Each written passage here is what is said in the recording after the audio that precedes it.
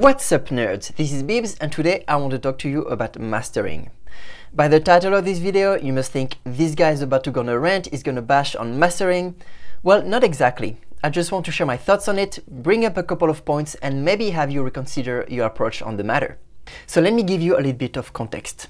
I've been making music for over a decade, and throughout the years I've tried many different mastering services, whether it was for myself or for client-related work. And after many disappointments, I finally come to realize that maybe mastering is not as relevant as people make it out to be.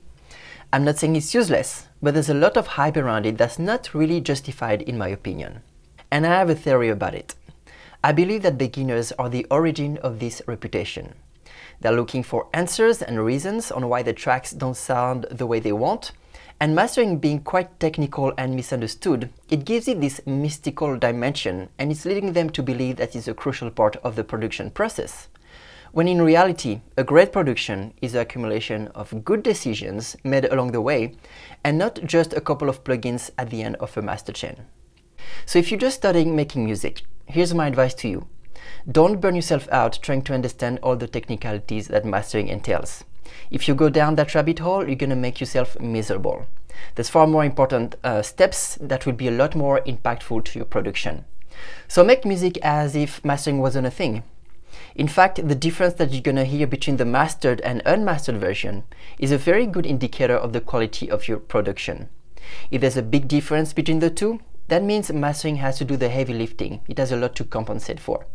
And then it just becomes a band-aid solution for poor mixing choices. Ideally, you want the mastering engineer to have nothing left to do. And that's actually the best compliment you can get as a producer. When the engineer emails you back and tells you, sounds great already, I will just release it just the way it is.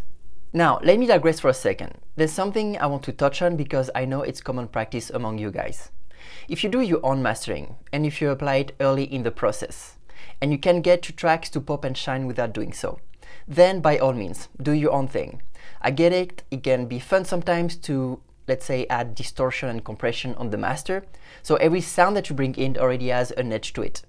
Well, if that's how you work, just keep in mind that it will lead to complications further down the road, because every mixing move that you're gonna make will be defeated by whatever you have going on the master chain. Let's say you want to turn down your snare by 3 dB. Bringing down the fader on the snare track is not gonna make much of a difference if there's overcompression on the master. If anything, you're gonna hear a difference of tone on your snare because you're gonna be driving it less into that plugin. So long story short, producing with the master on is quick and fun, but the more detail you want to go into your mix, the harder it's gonna get. And on top of that, you're doing yourself a disservice because you're getting the wrong perception of the mixing tools that you're using, and you don't get to develop an ear and get a better mixer along the way. With all that said, I do use the master chain for one purpose, and that is to pinpoint eventual problems in my mix. Let me explain. Once my track is about to be done, I like to have an EQ on the master and boost different frequency ranges so I can locate maybe a lack or excess of energy in my mix. Once I found that out, I bypass that EQ on the master and I do the same adjustment on the appropriate individual or group track. The only plugin that I end up having on my master is a limiter, just to make sure I'm not clipping. And I may drive it a tad bit, but only when I'm too lazy to take care of the dynamics in the mix itself. I hope that makes sense, guys. This is my take on mastering as of February 2018. I may change my mind in the future. I know I have on other music production aspects.